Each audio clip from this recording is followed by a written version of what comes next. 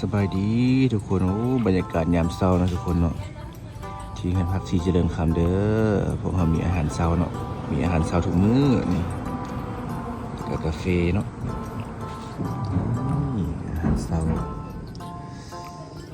แซ่บๆเนาะทุกคนกาแฟเขาเนาะบรรยากาศนี่กับหลายมื้อนี้อยู่ติดกับโซนขัวแดงนี่เลยทุกคนเนาะถ้าใครได้ไปได้มากอะมาแวะเนาะมาแวะพักเช้าได้นี่บรรยากาศกำลังเข้าที่เข้าทางเลยมีหมอกพร้อมบรรยากาศอาหารเช้าแซ่บๆนี่มีคอยให้บริการทานเนาะ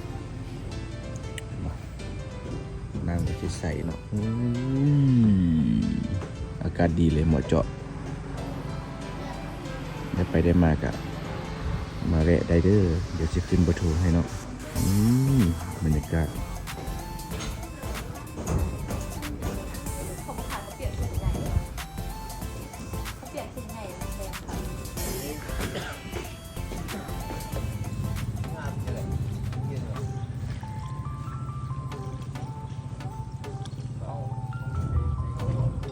แล้วรู้ให้ละ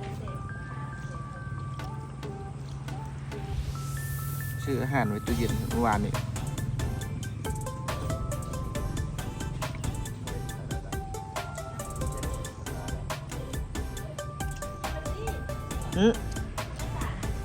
เดือนหนึ่ง